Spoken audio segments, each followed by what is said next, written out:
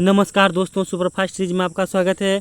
तो चलिए आज हम फिर आप लोग के लिए बिहार बीट जीके जस्ट हल्का सीरीज का ये 13वां सेट लेके आ गए हैं।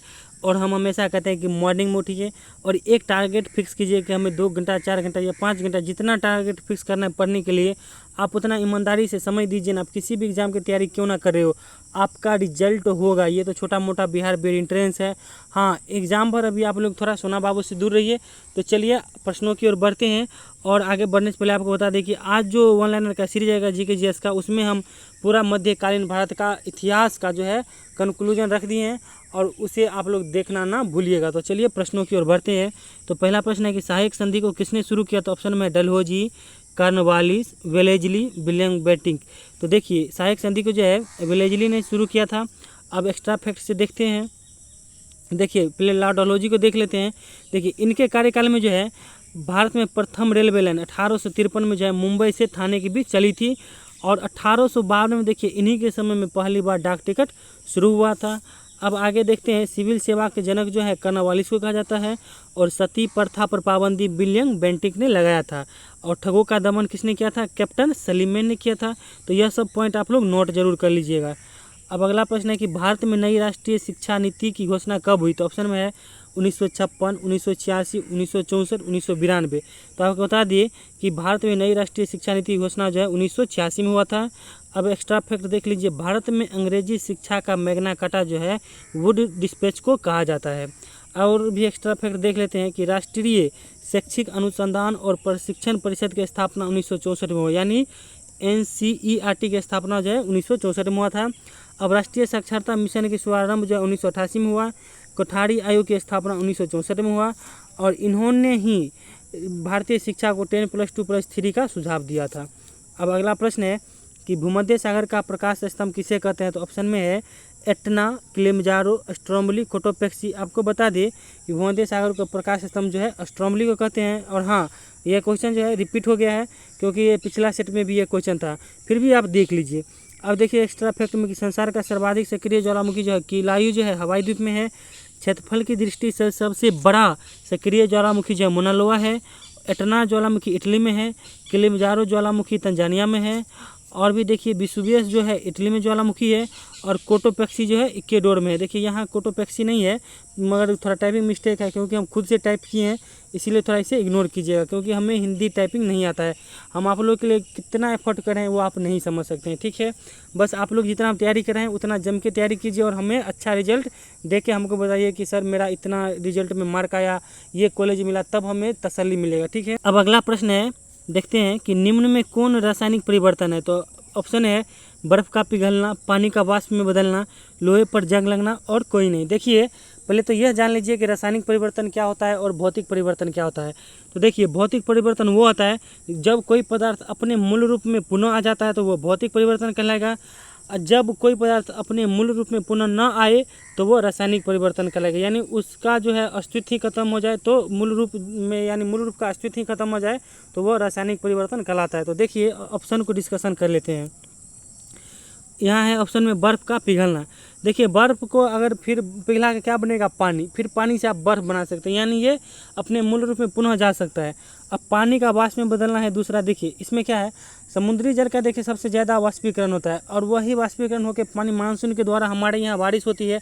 फिर यही बारिश का पानी नदी नाला होते हुए समुद्र में पुनः चल जाता है, यानी यह रोटेशन ऐसे होते रहता है, यानी अपने मूल रूप में पुनः चल जाता है। तो यह होगा भौतिक परिवर्तन। अब फिर देखिए लोहे का जंग लगना है, यानी लोहे में अगर जंग लग जाए तो वह पुनः अपने रूप में नहीं आ सकता, यानी यह रासायनिक परिवर्तन है। तो इसका आंसर क्या होगा? लोहे पर जंग लगना। और एक बात और बता दें कि लोहे पर जंग लगने के बाद लोहे का भार बढ़ जाता है, ठीक है। अब एक्स्ट्रा फैक्ट में कुछ है नहीं, वही परिभाषा है कि भौतिक परिवर्तन जो है अपने मूल रूप में पुनः आना और रासायनिक परिवर्तन अपने मूल रूप में कभी नहीं आना। चलिए तो अगला प्रश्न देखते हैं कि गांधी इरविन समझौता कब हुआ था? तो ऑप्शन में है 1928, 1931, 1920, 1940। तो आपको बता दें कि गांधी इरविन समझौता जो है 1931 में हुआ था। अब एक्स्ट्रा फैक्ट देख लीजिए, 1928 में जो है साइमन कमीशन भारत आया था। 1920 में असहयोग आंदोलन हुआ था। और 1919 में देखिए दो घटना, एक तो रोलेक्ट एक्ट आया था, इसे काला कानून कहा गया था। और 13 अप्रैल 1919 को अमृतसर में जो है जलियांवाला बाग हत्याकांड हुआ था। इस कांड में जो है जनरल ओडायर ने गोली चलाने का आदेश दिया था और इस जनरल ओडायर को इंग्लैंड जाके हमारे क्रांतिकारी उधम सिंह ने वहाँ उसको मार दिया। इसी में एक्स्ट्रा फैक्ट और है एक कि 1940 में जो है मुस्लिम लीग ने एक पृथक राष्ट्र का संकल्प लिया। अब चलिए अगला प्रश्न देखते हैं कि काली मिट्टी का अन्य नाम है। तो ऑप्शन में जलोढ़ मिट्टी, नवीन जलोढ़ मिट्टी, रेगुड़ मिट्टी, लेटराइट मिट्टी। तो आपको बता दें कि काली मिट्टी का अन्य नाम जो है रेगुड़ मिट्टी है और काली मिट्टी का सबसे ज़्यादा विस्तार महाराष्ट्र में पाया जाता है और कपास उत्पादन के लिए यह सबसे उपयुक्त मिट्टी है और इसे स्वतः जोताई वाली मिट्टी भी कहते हैं, क्योंकि गांव में चौर चाचर में देखिए हुई है कि जहां थोड़ा भी बहुत काली मिट्टी होता है, अब धूप होने पर वो मिट्टी खुद फट जाएगा, देखिएगा दरार बहुत रहता है, तो इसीलिए इसे स्वतः जोताई वाली मिट्टी भी कहते हैं। अब अगला प्रश्न है कि विक्टोरिया महल कहाँ स्थित है। तो ऑप्शन में पटना, कोलकाता, उदयपुर, हैदराबाद। तो आपको बता दें कि विक्टोरिया महल जो है कोलकाता में है। अब एक्स्ट्रा फैक्ट में देख लेते हैं कि गोलघर, यहाँ गोलबर लिखा है, ठीक है, तो गोलघर जो है पटना में है, पिछोला झील और जल महल उदयपुर में है, चार मीनार जो है हैदराबाद में है, निशांत बाग जो है श्रीनगर में है और सूर्य मंदिर जो है कोणार्क में स्थित है। बस हम जितना पढ़ा रहे हैं आप लोग उसे उतना तैयारी कीजिए ना, इससे ज़्यादा हमको नहीं लगता है पूछने वाला। हाँ, हम 100% की गारंटी नहीं ले सकते हैं, मगर हद तक आप बेहतर करके आइएगा जितना हम पढ़ा रहे हैं उससे, ठीक है। अब अगला प्रश्न है कि मनुष्य में पाचन क्रिया कहाँ होती है। तो देखिए यहाँ आप ठीक कर लीजिएगा कि मनुष्य में पाचन क्रिया जो है कहाँ से प्रारंभ होती है, यानी प्रारंभ होना था यहाँ क्वेश्चन में। अब देखिए ऑप्शन में छोटी आंत, बड़ी आंत, मुख में, अमाशय में। तो आप जानते ही हैं कि मनुष्य में जो है पाचन की क्रिया जो है मुख से ही प्रारंभ हो जाता है। अब एक्स्ट्रा फैक्ट में देख लीजिए, पाचन क्रिया संपन्न, फाइनली संपन्न कहाँ होता है, छोटी आंत में होता है और मुख से निकलने वाली लार जो है स्टार्च का पाचन करता है और पाचन भोजन को जो है पचाने के लिए एंजाइम की आवश्यकता होती है और पाचन क्रिया में जो है प्रोटीन एमिनो अम्ल में बदल जाता है, ठीक है। अब अगला प्रश्न है कि दुग्ध उत्पादन में भारत का विश्व में कौन सा स्थान है। तो ऑप्शन है प्रथम, द्वितीय, तृतीय, चतुर्थ। तो आपको बता दें कि दुग्ध उत्पादन में विश्व में भारत का प्रथम स्थान है, ठीक है। अब देखिए ऑपरेशन फ्लड जो है दूध विकास का कार्यक्रम है। अब इसी में एक्स्ट्रा फैक्ट है कि श्वेत क्रांति, देखिए ये दूध से संबंधित है और यह हम कितना बार भी बता चुके हैं आपको, और भारत का इसमें प्रथम स्थान है, यानी दूध उत्पादन में प्रथम स्थान है। और ऑपरेशन फ्लड का जनक कौन है, डॉक्टर वर्गीज कुरियन है और गरीबों की गाय जो है बकरी को कहा जाता है। अब अगला प्रश्न है कि एसिटिक अम्ल किस में पाया जाता है। तो ऑप्शन में नींबू, दूध, अंगूर, सिरका। तो आपको बता दें कि एसिटिक अम्ल जो है सिरका में पाया जाता है। और एक्स्ट्रा फैक्ट देख लीजिए, नींबू में जो है साइट्रिक अम्ल पाया जाता है, दूध में लैक्टिक अम्ल पाया जाता है, अंगूर में टार्ट्रिक अम्ल पाया जाता है और लाल चींटी में जो है फॉर्मिक अम्ल पाया जाता है। अब चलिए अगला प्रश्न देखते हैं कि रेड क्रॉस का मुख्यालय कहाँ है। तो ऑप्शन में जेनेवा, पेरिस, जकार्ता, मनीला। तो आपको बता दें कि रेड क्रॉस का मुख्यालय जो है जेनेवा में है और यह जो एक है मानवीय मिशन है, यानी ये ज़िंदगी और सेहत को बचाने के लिए काम करता है और कोई महामारी आए तो उसमें भी यह काम करता है। और इसकी स्थापना जो है 1863 में हुआ था। और भी एक्स्ट्रा फैक्ट में देख लेते हैं कि यूनिसेफ का मुख्यालय न्यूयॉर्क में है और आसियान का मुख्यालय जकार्ता में है और एशियाई विकास बैंक का मुख्यालय मनीला में है। अब अगला प्रश्न है कि सत्यशोधक समाज की स्थापना किसने किया। तो ऑप्शन में राधाकांत देव, महात्मा गांधी, दयानंद सरस्वती और ज्योतिबा फुले होगा, ठीक है, डी में होगा, घ में, यानी ज्योतिबा फुले। तो आपको बता दें कि सत्यशोधक समाज की स्थापना ज्योतिबा फुले ने किया था। अब एक्स्ट्रा फैक्ट देख लीजिए कि ब्रह्मा समाज और आत्मीय सभा की स्थापना जो है राजा राम मोहन राय ने किया था, धर्म सभा की स्थापना राधाकांत देव ने किया था, हरिजन सेवक संघ की स्थापना जो है महात्मा गांधी ने किया था और आर्य समाज की स्थापना है दयानंद सरस्वती ने किया था। अब अगला प्रश्न देखते हैं कि सबसे कठोर धातु कौन सी है। तो ऑप्शन में हीरा, प्लेटिनम, सोना, चांदी। यहाँ क्या कन्फ्यूजन होता है कि लोग देखते हैं प्रश्न आया एग्जाम में और हीरा मार दिए, ऐसा नहीं करना। देखिए यहाँ धातु दिया हुआ है, तो सबसे कठोर धातु जो होगा प्लेटिनम होगा, मगर हीरा जो है एक अधातु है, कार्बन का एक अपर रूप है, तो इसीलिए यह धातु नहीं होगा। और हीरा जो है प्रकृति में सबसे ठोस पदार्थ है, मगर धातु की बात कही जाए तो प्लेटिनम धातु सबसे ठोस है। अब देखिए जैसा कि बता दी, हीरा सबसे कठोर पदार्थ है प्रकृति में, प्लेटिनम को सफ़ेद स्वर्ण भी कहते हैं और चांदी जो है विद्युत का सबसे अच्छा सुचालक है। अब अगला प्रश्न है कि बद्रीनाथ धाम किस देवता को मंदिर है, कि बद्रीनाथ धाम किस देवता का मंदिर है। तो ऑप्शन में शिव, कृष्ण, विष्णु, राम। तो आपको बता दें कि बद्रीनाथ धाम जो है विष्णु भगवान का मंदिर है और भारत का सबसे बड़ा हिंदू मंदिर श्रीरंगा मंदिर तिरुचिरापल्ली में है और अंकोरवाट मंदिर कंबोडिया में जो है यह हिंदू धर्म से संबंधित है और सास बहु मंदिर उदयपुर में स्थित है। अब चलिए अगला प्रश्न देखते हैं कि आनुवंशिकता के जनक किसे कहा जाता है। तो ऑप्शन में Hargobind Khorana, Gregor John Mendel, Watson एवं क्रिक और कोई नहीं। तो आपको बता दें कि आनुवंशिकता के जनक जो है ग्रेगर जॉन मेंडल को कहा गया है, और मेंडल ने वंशागणिति के प्रतिपादन के लिए मटर का पौधा चुना था, और आनुवंशिकता की इकाई जो है जीन होती है, और डीएनए की खोज वाटसन एवं क्रिक ने किया था।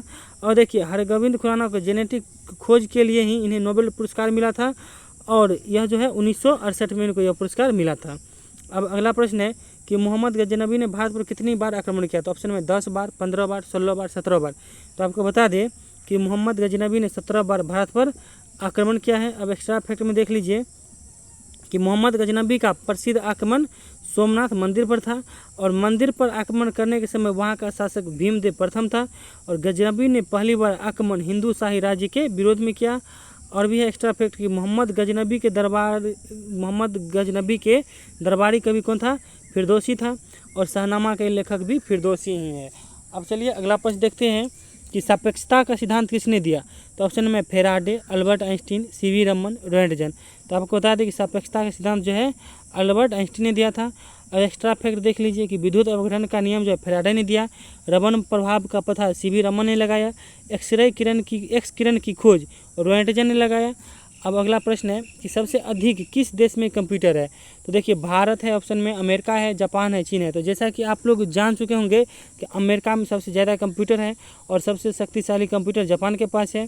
और एक्स्ट्रा फैक्ट में देख लीजिए कंप्यूटर का पिता जो है चार्ल्स बेबेज को कहा जाता है, और कंप्यूटर साक्षरता दिवस 2 दिसंबर को मनाया जाता है। और भी एक्स्ट्रा फैक्ट में है कि भारत में निर्मित प्रथम कंप्यूटर सिद्धार्थ है, और पहला कंप्यूटर डाकघर नई दिल्ली में स्थित है, और पहला प्रदूषण रहित कंप्यूटर मुंबई में है, और प्रथम कंप्यूटर विश्वविद्यालय राजीव गांधी कंप्यूटर विश्वविद्यालय। ठीक है, अब अगला प्रश्न देखते हैं। अगला प्रश्न है कि शिमला किस राज्य का पर्यटन स्थल है। तो ऑप्शन में मध्य प्रदेश, तमिलनाडु, हिमाचल प्रदेश, पश्चिम बंगाल। तो देखिए शिमला जो है हिमाचल प्रदेश का पर्यटन स्थल है। और भी देख लेते हैं शिमला, मनाली, कुल्लू, यह सब जो हिमाचल प्रदेश का पर्यटन स्थल है। पंचमट्टी जो है मध्य प्रदेश का पर्यटन स्थल है। ऊटी जो है तमिलनाडु का पर्यटन स्थल है।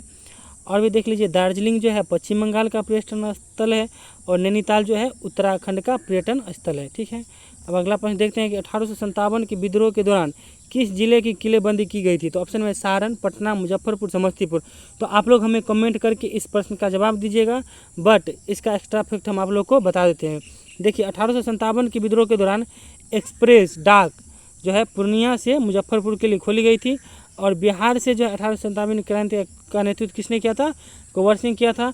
तो चलिए आज के लिए इतना ही, और हम अपेक्षा करते हैं कि आप लोग खूब मेहनत करते होंगे और अपने तैयारी को पूरा मुकम्मल बनाइए, क्योंकि समय कम है। देखिए 10-12 दिन बचा है, वो समय कम नहीं, अगर ईमानदारी से समय दीजिएगा तो कुछ है नहीं, आप अच्छा करके आइएगा। तो चलिए thank you, all the best, और वन लाइनर सीरीज देखना ना भूलिएगा। Thank you.